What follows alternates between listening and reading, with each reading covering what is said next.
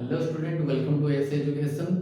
जैसे कि तुम लोग का 9 मार्च को मैथ एग्जाम है, तो कुछ एनसीईआरटी का मोस्ट इम्पोर्टेंट क्वेश्चंस जो कि ज़्यादा टाइम बोर्ड में आता है वो डिस्कस करते हैं। चैप्टर 1 से लेके चैप्टर 13 तक क्या क्या इम्पोर्टेंट क्वेश्चंस और इम्पोर्टेंट एग्जाम्पल्स जो कि एनसीईआरटी के अंदर है। ज़्यादा बच्चे एनसीईआरटी प्रैक्टिस ना करके रेफरेंस बुक देखते हैं और पीवाई के करके चले जाते हैं। तो chapter 1 relation and function. Relation and function में क्या क्या पढ़े हो? रिलेशन में पढ़े हो reflexive, symmetric and transitive. Reflexive क्या है?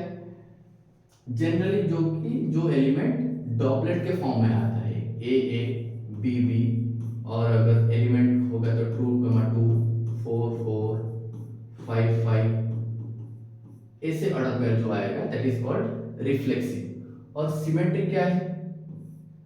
उसका ऑपोजिट भी होना जरूरी है। अगर ए बी प्रेजेंट है तो बी ए भी होना चाहिए। अगर ये दोनों है तो सिमेट्रिक का जो कंडीशन है उसको सेटिस्फाई करेगा। और ट्रांजिटिव क्या है? ट्रांजिटिव अगर ए बी प्रेजेंट है और बी सी भी प्रेजेंट है तो ए सी होना जरूरी है। अगर ये कंडीशन सेटिस्फाई कर रहा है कोई फंक्शन या फिर कोई रिलेशन हम ऑपरेट कर रहे हैं और ऑर्डर पेयर में जो भी एलिमेंट आया होगा इस तरह का आया होगा तो दैट इज कॉल्ड ट्रांजिटिव। अगर ये तीनों सेटिस्फाई कर रहा है, reflexive, symmetric and transitive, that is called equivalent relation. Maximum time exam में इक्विवेलेंट रिलेशन प्रूव करने के लिए क्वेश्चन आता है, तो ये वाला पार्ट थोड़ा देख के जाना। Next function. फंक्शन में तुम लोग क्या क्या पढ़े थे? Injective, subjective and bijective. Injective, subjective, bijective क्या है? इंजेक्टिव मतलब वन वन फंक्शन। तो वन वन फंक्शन को समझने से पहले फंक्शन क्या है? Every element of set A must be associated with some element of set B. Every element of set A must be associated with some element of set B। अगर set A में A, B, C है and set B में 1, 2, 3, 4, 5, तो A जाके 1 से, B 3 से, C 4 से अगर कनेक्ट है तो ये एक फंक्शन है। क्योंकि every element of set A must be associated with some element of set B। Set B का कुछ एलिमेंट रह गया तो भी चलेगा, लेकिन सेट ए का सारे एलिमेंट उसके साथ एसोसिएटेड होना चाहिए। That is called function. अब फंक्शन के अंदर क्या आता है? Injective, subjective and bijective. तो इंजेक्टिव का मतलब one one function. One one function का मतलब सेट ए का एक फंक्शन सेट बी का एक फंक्शन के साथ ही एसोसिएटेड होगा, दो के साथ नहीं। तो ए 1 के साथ, बी 3 के साथ और सी 4 के साथ, तो ये हो गया वन वन फंक्शन। तो ऑन्टो फंक्शन क्या है? Every element of set B associated with some और all element of set A, तो जाके ये ऑन्टो फंक्शन होगा। Every element of set B associated with all the elements of set A, तो ये ऑन्टो फंक्शन। अगर ऑन्टो फंक्शन और one one function दोनों एक ही फंक्शन को सेटिस्फाई कर रहा है that is called bijective function. Bijective क्या है? वन वन भी होना चाहिए और ऑन्टो भी होना चाहिए, that is called bijective function. तो इंजेक्टिव, सब्जेक्टिव, बाइजेक्टिव ये तीनों था। नेक्स्ट हम डोमेन एंड रेंज, ये याद रख के जाओगे। जो ट्रिगोनोमेट्री फंक्शन है साइन एक्स से लेके कोसेक एक्स तक, सबका डोमेन एंड रेंज जो कि एनसीईआरटी बुक में गिवन है, थोड़ा ये याद रख के जाओगे, क्योंकि एमसीक्यू में कभी कभी डोमेन एंड रेंज भी पूछ लेता है। और ये रहा एक्सरसाइज का जो इंपॉर्टेंट क्वेश्चन जो कि ज्यादा टाइम एग्जाम में आया है, तो इस बार भी आ सकता है। नेक्स्ट चैप्टर क्या है? Inverse trigonometry function. Inverse trigonometry function में ये वाला पार्ट तुम्हें याद होना चाहिए, domain and range of the और ट्रिगोनोमेट्री फंक्शन, उसमें जो भी एमसीक्यू क्वेश्चन या फिर 2 मार्क का क्वेश्चन आता है, प्रिंसिपल वैल्यू नहीं तो फाइंड द वैल्यू का क्वेश्चन आता है, तो उससे रिलेटेड जो जो क्वेश्चन है ये 2.1 का और 2.2 का कुछ इंपॉर्टेंट क्वेश्चन है। Next chapter 3 matrix. मैट्रिक्स में क्या क्या है? मैट्रिक्स में तुम लोग पढ़े हो टाइप्स ऑफ मैट्रिक्स में जो इंपॉर्टेंट है वो क्या है? डायगोनल मैट्रिक्स,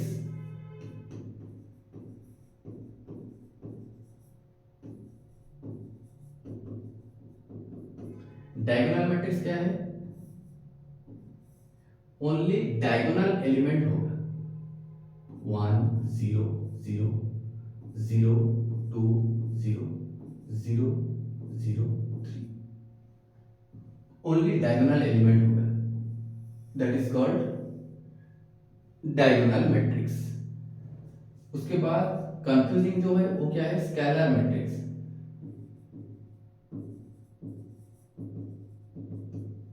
स्केलर मैट्रिक्स में क्या है? स्केलर मैट्रिक्स में ये जो तीनों एलिमेंट है वो सेम होना चाहिए, जैसे कि 3 0 0 0 3 0 0 0 3, ये हो गया स्केलर मैट्रिक्स। और लास्ट में आता है यूनिट मैट्रिक्स। यूनिट मैट्रिक्स को सब एलिमेंट अगर 1 है, यूनिट मतलब 1 यूनिट, अगर 1 0 0 0 0 सॉरी 0 1 0 0 0 1, ये हो गया यूनिट मैट्रिक्स।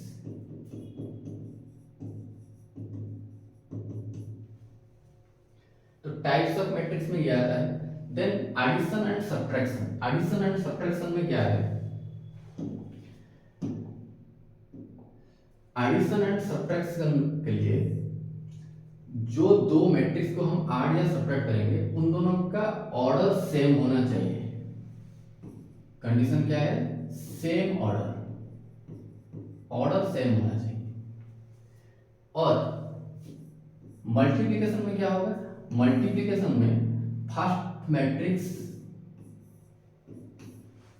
का नंबर ऑफ कॉलम और सेकंड मैट्रिक्स का नंबर ऑफ रो सेम होना चाहिए। अगर ये 2 into 3 में है तो सेकंड वाला 3 into 1 में है या फिर 3 into 2 में है, तो ये पॉसिबल हो सकता है, मल्टीप्लिकेशन पॉसिबल होगा। अगर number of column equal to number of row नहीं है तो मल्टीप्लिकेशन पॉसिबल नहीं है। नेक्स्ट आता है ट्रांसपोज ऑफ मैट्रिक्स। ट्रांसपोज क्या है? ट्रांसपोज क्या है? सिंपली नंबर ऑफ कॉलम और नंबर ऑफ रो जो है उसको उल्टा कर दोगे। नंबर ऑफ कॉलम को नंबर ऑफ रो के फॉर्म में लिखोगे, नंबर ऑफ रो को नंबर ऑफ कॉलम पे। अगर ऑर्डर 2 क्रॉस 3 है तो उसका inverse 3 cross 2, that is transpose of matrix. Next symmetric and skew symmetric, ये दो टर्म इंपॉर्टेंट है जो कि आता है मैट्रिक्स के अंदर। सिमेट्रिक और स्क्यू सिमेट्रिक क्या है? Symmetric A transpose equal to A, अगर ये कंडीशन सेटिस्फाई कर रहा है that is symmetric.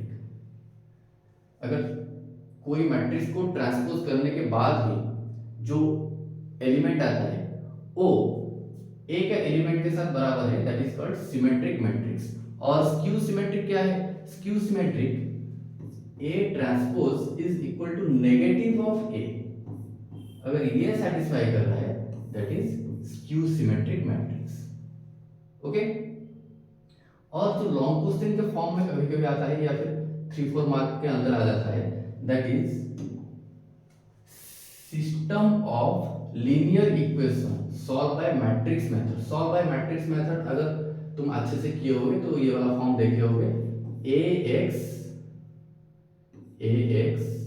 Equal to B. A and B का एलिमेंट तुम्हें गिवन होगा, x को तुम कुछ भी चूज करोगे, let's say x y z, x को कुछ भी चूज करोगे और ax इक्वल टू b के फॉर्म में उसको सॉल्व करते जाओगे। लास्ट में x का जो भी वैल्यू आएगा वो कौन से फॉर्म में आएगा, ए इनवर्स बी, क्योंकि ए अगर ऑपोजिट आएगा तो बी में डिवाइड हो जाएगा, बी में डिवाइड हो गया मतलब ए इनवर्स के फॉर्म में आएगा। तो ये जो x का वैल्यू आएगा x y z के फॉर्म में आएगा, that is called system of linear equation solve by matrix method. और ये सब एक्सरसाइज का जो जो इंपॉर्टेंट क्वेश्चन है वो थोड़ा अच्छे से देख लेना, प्रैक्टिस करके जाओगे। नेक्स्ट आता है डिटरमिनेंट। डिटरमिनेंट में सबसे जो कंफ्यूजिंग पार्ट है वो कोफैक्टर है, माइनर एंड कोफैक्टर। माइनर क्या है, अगर ऑर्डर 2 × 2 है ए बी सी डी, तो सिंपली ए का माइनर बी, बी का माइनर सी, सी का माइनर बी एंड डी का माइनर ए। अगर वो 3 × 3 है, अगर वो 3 × 3 है 1 2 3 3 1 1 2 1 0, तो 1 का माइनर क्या होगा, इस 4 एलिमेंट को मल्टीप्लाई करोगे। इसका माइनर क्या होगा, इसका माइनर ये वाला और ये वाला, रो और कॉलम एलिमिनेट करोगे, बाकी जो 4 एलिमेंट है उसको मल्टीप्लाई करोगे। 3 × 0 क्या क्या एलिमेंट मिला, 3 2 1 0, तो 3 × 0 -2 × 1, जो सोल्यूशन आएगा वो इसका माइनर होगा। तो ऐसे करके हर एक एलिमेंट का माइनर तुम फाइंड आउट करोगे। Next cofactor. कोफैक्टर का फॉर्मूला क्या है, कोफैक्टर का फॉर्मूला है -1 to the power i + j into minor. ये हो गया कोफैक्टर का फॉर्मूला।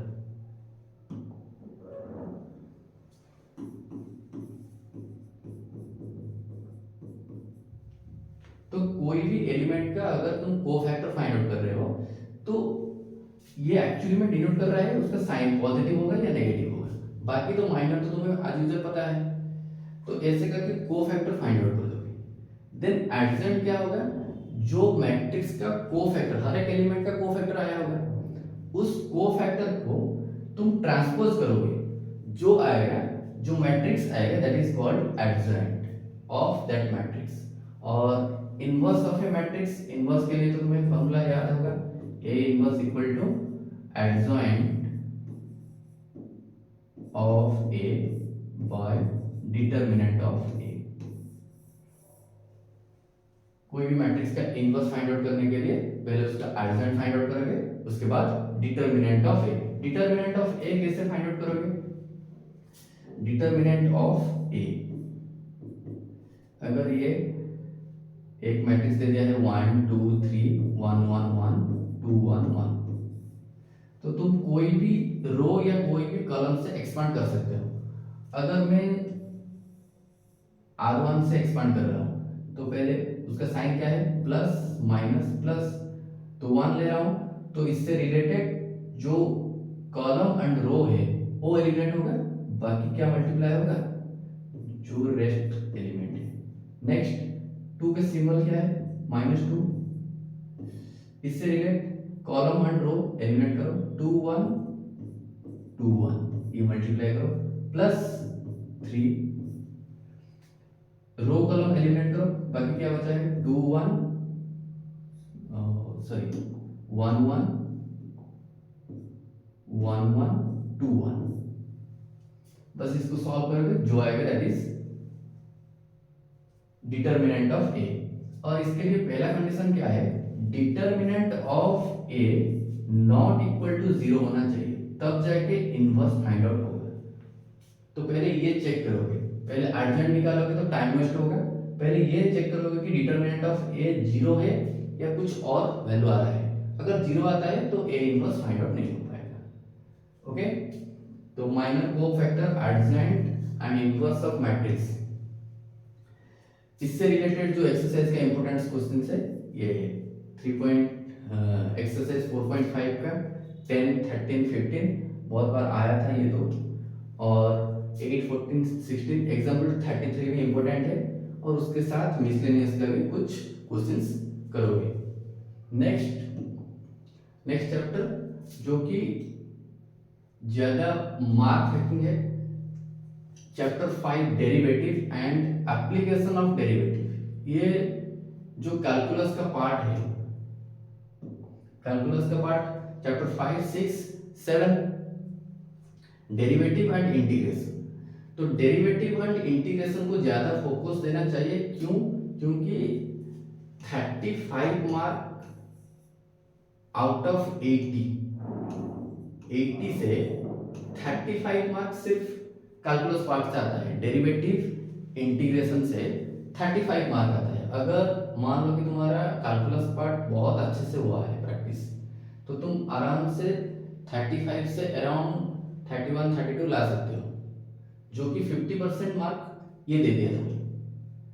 तो उसमें इंपॉर्टेंट क्या है? एक तो कंटिन्यूटी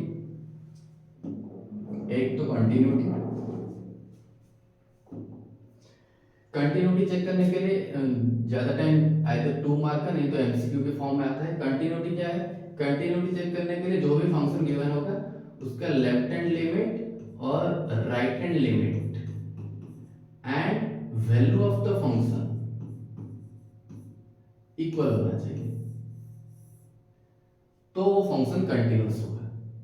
अदरवाइज डिसकंटिन्यू। कभी कभी पूछता है डिसकंटिन्यू पॉइंट कौन सा है, तो डिसकंटिन्यू पॉइंट फाइंड आउट करके दोगे। नेक्स्ट, बाकी जो फॉर्मूला है डेरिवेटिव का वो तो याद रखना ही पड़ेगा। sin x से लेके cosec x तक, डेरिवेटिव ऑफ sin x से cosec cos x and derivative of cos x minus sin x। तो ये सब फॉर्मूला याद रखोगे, डेरिवेटिव एंड इंटीग्रेशन का पूरा फॉर्मूला याद रख के जाओगे, नहीं तो कैलकुलस का पार्ट नहीं होगा। तो डेरिवेटिव के अंदर क्या क्या आता है? मेथड्स। एक आता है सब्स्टिट्यूशन। सब्स्टिट्यूशन क्यों यूज होता है?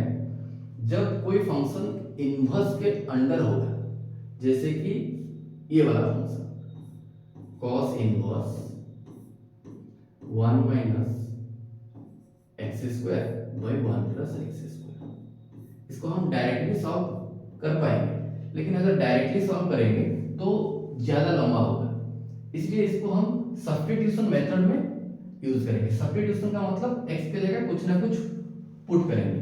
अगर हम x की जगह tan थीटा ले लेंगे, ओके, तो थीटा क्या हो जाएगा? tan इनवर्स x,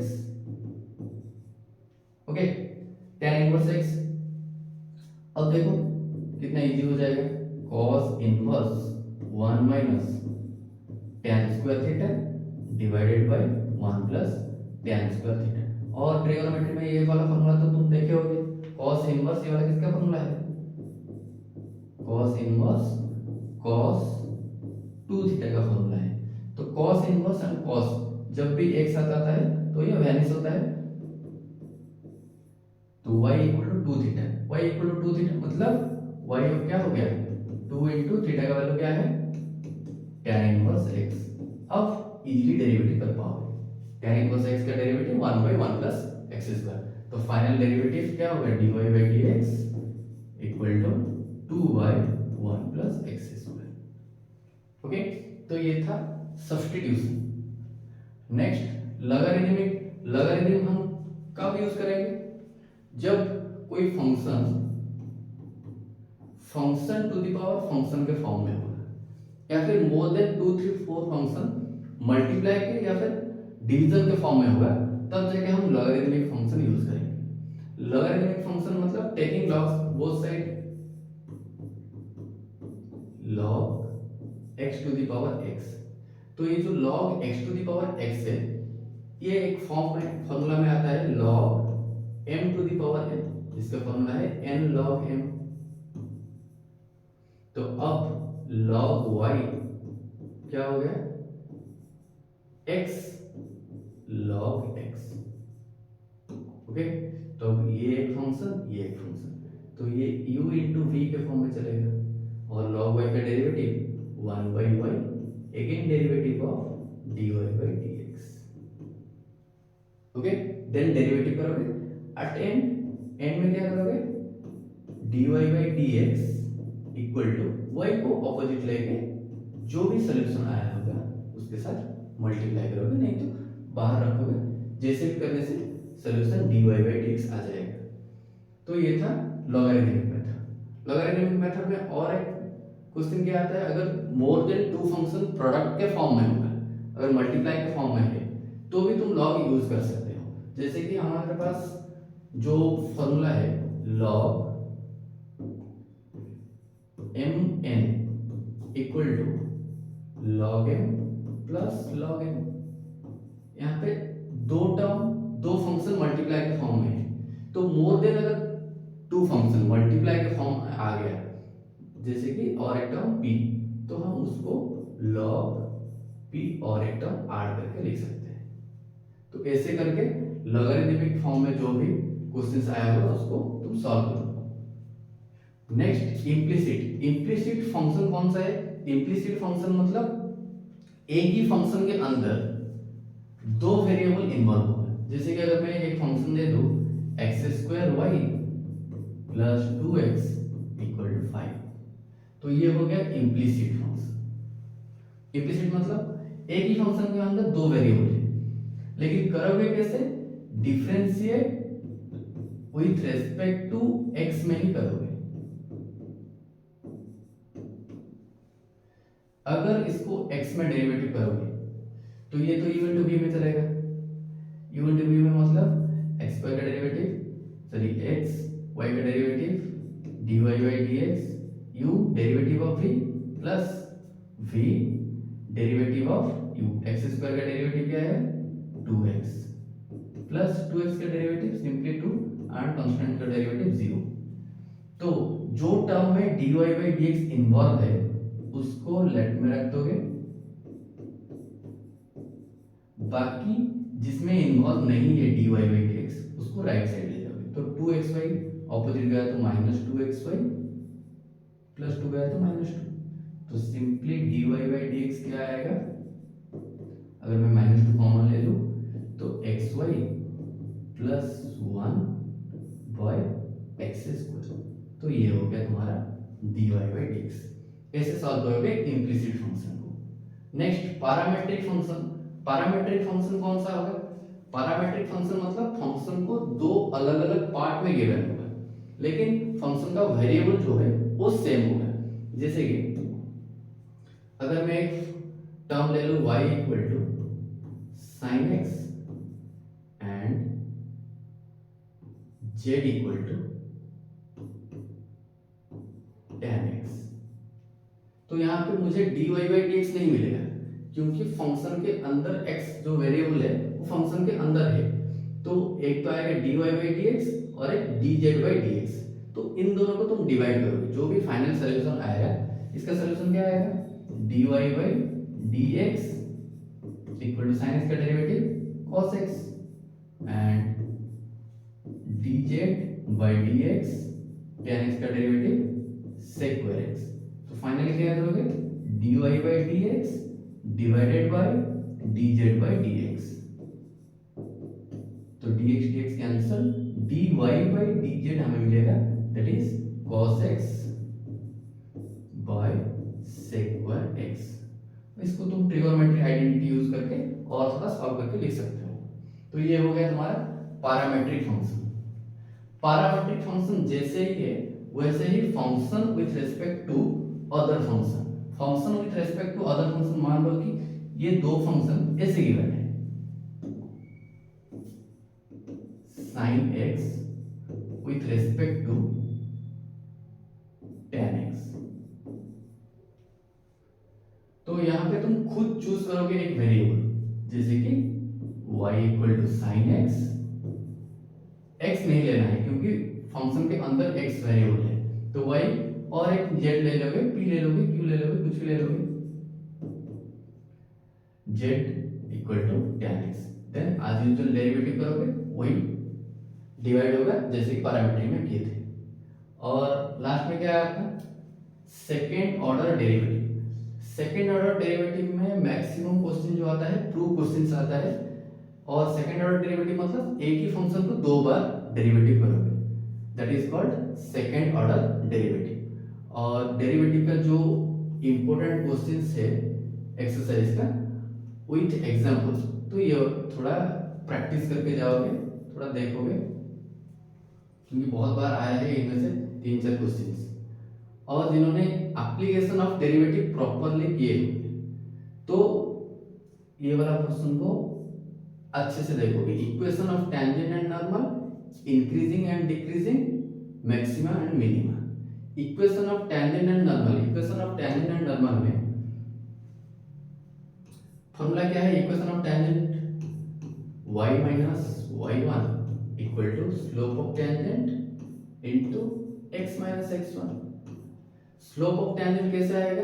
जो भी फंक्शन गिवन होगा, जो भी फंक्शन गिवन होगा उसका डेरिवेटिव कर दोगे, उसका डेरिवेटिव कर दोगे, और जो पॉइंट गिवन होगा वहां पे पुट कर दोगे।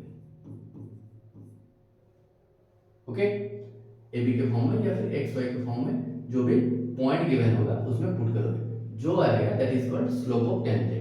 और ये y, ये x कभी चेंज नहीं होगा, ये x1 y1 क्वेश्चन में गिवन होगा पॉइंट्स। सिमिलरली ये हो गया इक्वेशन ऑफ टेंजेंट के लिए। इक्वेशन ऑफ नॉर्मल के लिए भी same, y minus y1 equal to slope of normal into x minus x1। Okay, और स्लोप ऑफ नॉर्मल क्या है? Slope of normal simply -1 by slope of tangent. तो जैसे भी करके तुम्हें स्लोप ऑफ टेंजेंट निकालना पड़ेगा। ओके, तो स्लोप ऑफ टेंजेंट अगर आ गया तो equation of tangent and equation of normal easily आ जाएगा। Okay, next increasing decreasing function and maximum minimum. इससे रिलेटेड जो क्वेश्चंस है वो थोड़ा प्रैक्टिस करके जाओगे। ओके, नेक्स्ट क्या आता है? चैप्टर 5, चैप्टर 6 खत्म। Next chapter 7 integration. इंटीग्रेशन में देखो क्या क्या है। पहले तो सारे फॉर्मूला याद करके जाओगे। इंटीग्रेशन में बहुत सारे फॉर्मूला है, जैसे कि डेरिवेटिव में मैक्सिमम 7-8 या 10 फॉर्मूला होगा, लेकिन इंटीग्रेशन में मोर देन 20 फॉर्मूला होगा। तो इंटीग्रेशन को थोड़ा अच्छे से प्रैक्टिस करोगे। मेथड्स ऑफ सब्स्टिट्यूशन पहले आता है, methods of substitution. Substitution method कहाँ पे यूज होगा? जब इंटर रिलेटेड फंक्शन होगा। इंटर रिलेटेड फंक्शन का मतलब क्या है? जैसे ये एक फंक्शन मैं यहां पे ले लेता हूं, integration of sin x by 1 plus cos x। Okay,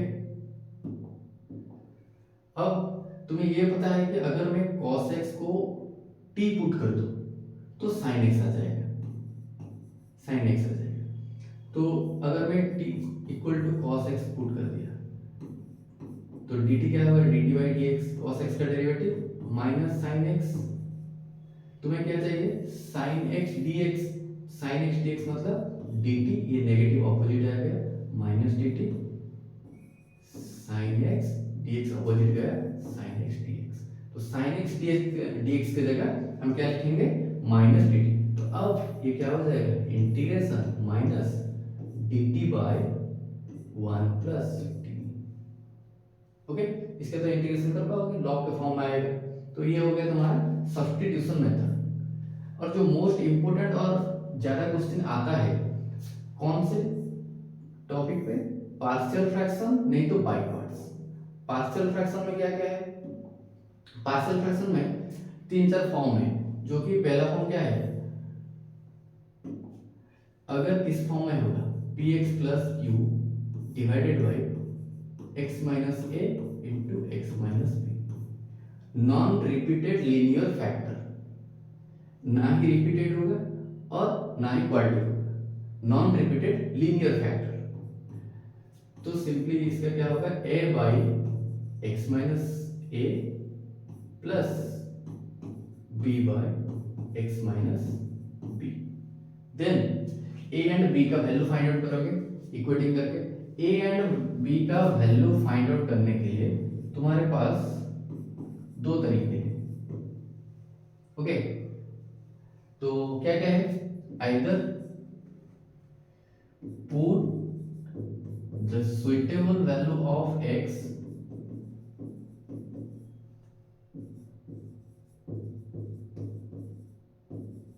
ये एक है। और सेकंड क्या है? सेकंड है equating the like power of x, equating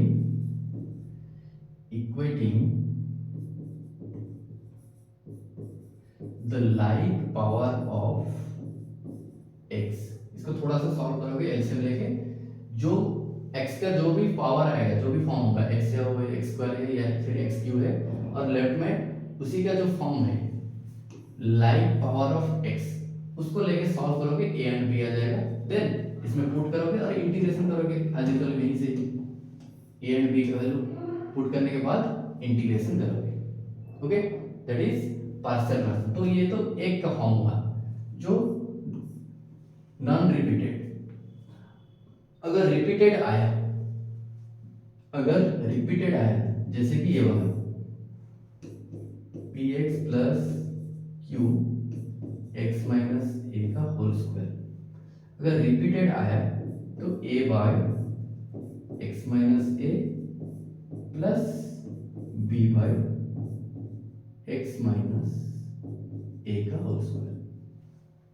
अगर स्क्वायर की जगह क्यूब होगा तो again c by X minus A cube.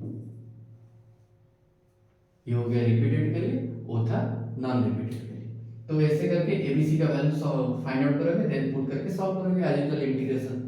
Then by parts में क्या है? बाय पार्ट्स का फॉर्मूला याद है कि नहीं? Integration of u v dx. By parts का फॉर्मूला क्या है? u इंटीग्रेशन ऑफ v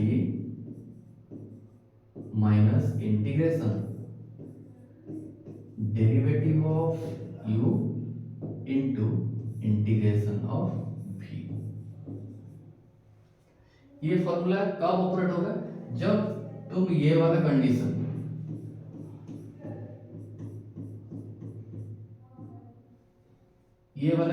में जा रहे होगे। आई रेट के form, I inverse, L stands for logarithm, A stands for algebraic, T stands for trigonometry and E for exponential. अगर तुम उसका ऑपोजिट ले रहे हो, अगर तुम इटाली ले रहे हो तो ये u की जगह v आ जाएगा, v की जगह u आ जाएगा। ओके, तो मैक्सिमम केस में जो एनसीईआरटी रेफर कर रहा है that is eyelet form. Okay, तो ये सारे उसका इंपॉर्टेंट क्वेश्चन है। उसके बाद जो है डेफिनेट इंटीग्रल, ये तो था इंडेफिनेट के लिए। डेफिनेट इंटीग्रल में क्या क्या आएगा? लिमिट्स आएगा, जैसे कि integration a to b f of x, जो भी f ऑफ x का इंटीग्रेशन आएगा, let's say f dash x limit a to b, तो उसका सॉल्यूशन क्या होगा? x की जगह अपर लिमिट एक बार पुट होगा माइनस लोअर लिमिट, तो f dash b minus f dash a। Okay, तो ये था डेफिनेट इंटीग्रल। अगर एक एग्जांपल लेंगे, अगर देखो एक्स स्क्वायर का डेरिवेटिव करोगे, एक्स स्क्वायर का डेरिवेटिव सिंपली क्या आएगा? एक्स क्यूब बाई 3, अगर लिमिट 1 to 2 है। Okay, upper limit minus lower limit, तुम यहाँ से 1/3 को कॉमन निकाल सकते हो, तो बाकी क्या रहेगा? X square 1 2। Okay, upper limit minus lower limit 1/3 as usual. पहले एक्स की जगह क्या पुट करोगे? 2 पुट करोगे, 2 का स्क्वायर माइनस फिर एक्स की जगह 1 पुट करोगे, 1 का square.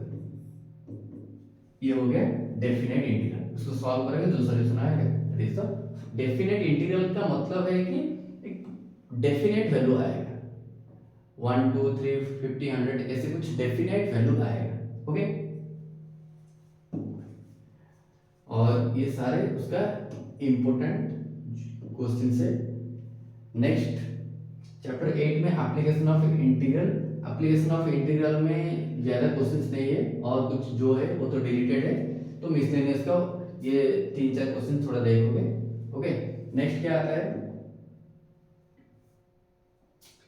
Differential equation. Differential equation में जो ऑर्डर एंड डिग्री के फॉर्म में क्वेश्चंस आता है वो ज्यादा टाइम एमसीक्यू के फॉर्म में आता है। ऑर्डर एंड डिग्री, ऑर्डर क्या है, जो भी डिफरेंशियल इक्वेशन गिवन होगा, जो भी डिफरेंशियल इक्वेशन गिवन होगा, उस डिफरेंशियल इक्वेशन का हाईएस्ट ऑर्डर डेरिवेटिव कितने बार डेरिवेटिव हुआ है। जैसे कि अगर मैं ये एक एग्जांपल ले लेता हूं, dy by dx plus 2 into d square y by d x square plus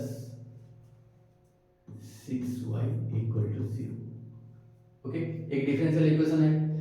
इस डिफरेंशियल इक्वेशन में ये एक डिफरेंशियल कोफिशिएंट है, ये भी एक डिफरेंशियल कोफिशिएंट है। इस डिफरेंशियल कोफिशिएंट में ये एक बार डेरिवेटिव हुआ है, ये दो बार डेरिवेटिव हुआ है, तो ऑर्डर क्या हो गया 2। ओके, और डिग्री क्या है, power of highest order derivative, जो ऑर्डर आया होगा उसका पावर। इसका पावर क्या है, कुछ नहीं है, मतलब 1 है, तो डिग्री 1। अगर इसका पावर 5 होता है तो डिग्री 5। ओके, ऐसे ऑर्डर एंड डिग्री सॉल्व करोगे। Next, general solution and particular solution. General solution मतलब एक चीज यहां पे याद रखोगे, फंक्शन या फिर जनरल फंक्शन गिवन होगा, तुम्हें जनरल इक्वेशन गिवन होगा, उसको तुम डिफरेंशियल इक्वेशन में कन्वर्ट करोगे, तो तुम्हें क्या करना पड़ेगा, डेरिवेटिव करना पड़ेगा।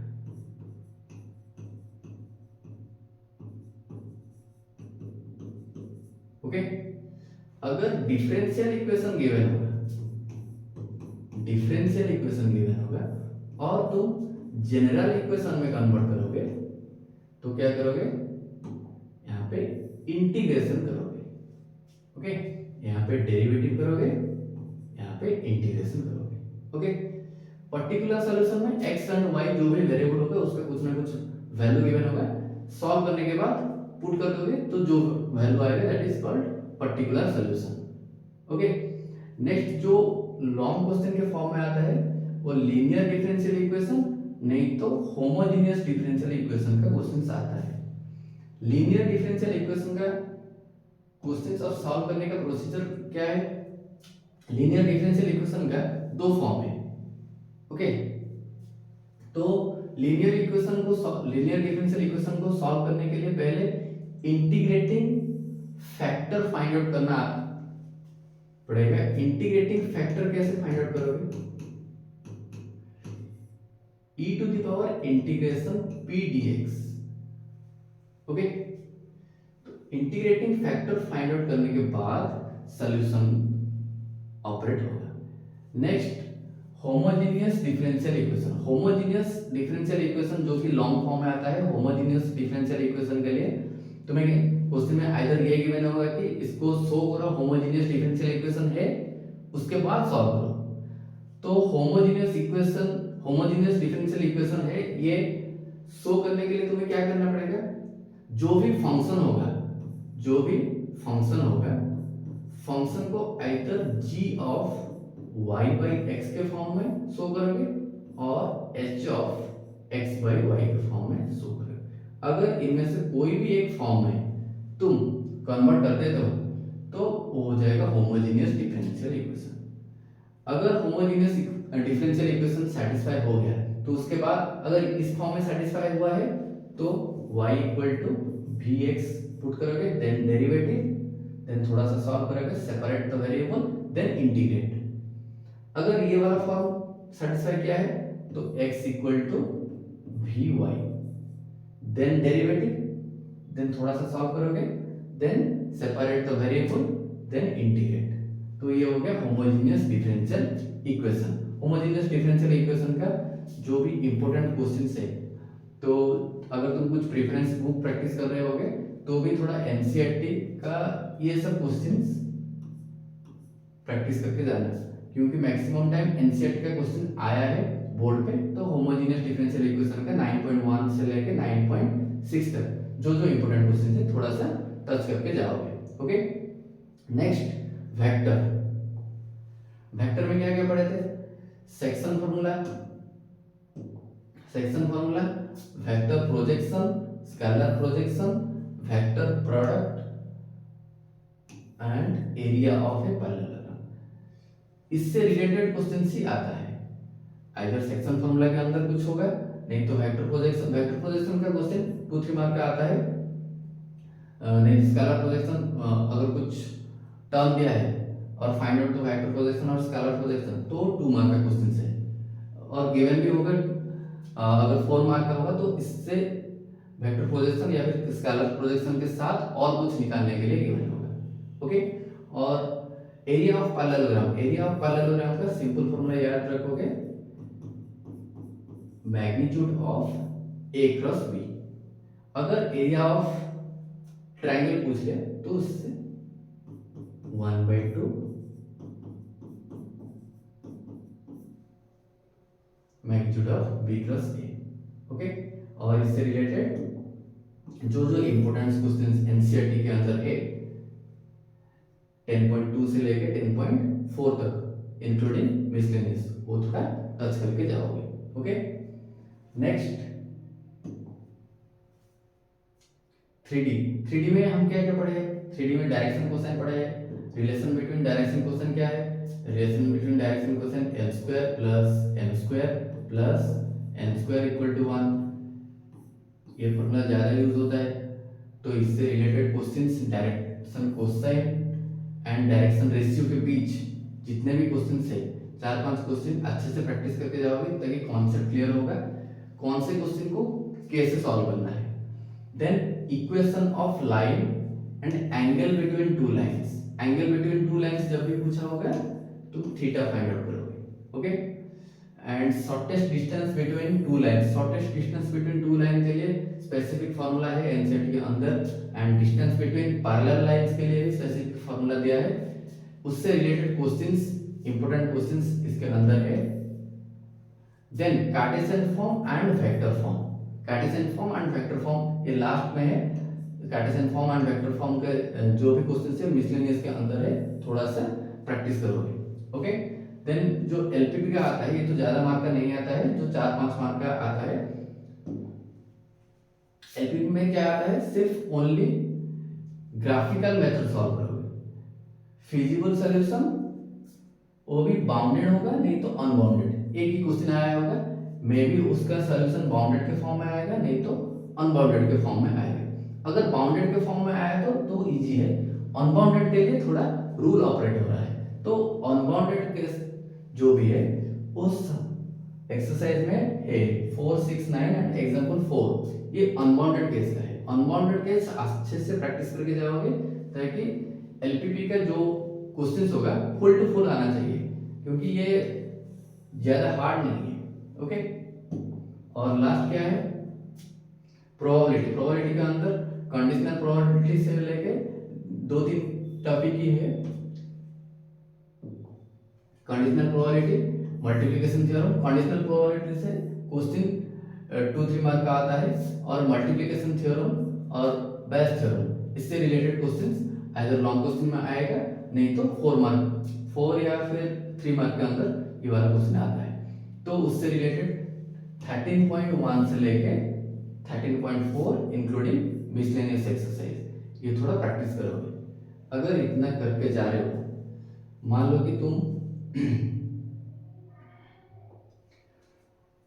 कुछ सिचुएशन या फिर कुछ काम के वजह से अच्छे से पढ़ाई नहीं कर पा रहे हो या फिर नहीं किए हो, तो ये 2 दिन के अंदर अगर ये सब करके जाओगे तो मिनिमम जो 40% क्वेश्चन होगा वो तुम्हें इजी लगेगा, क्योंकि इससे रिलेटेड क्वेश्चंस होगा।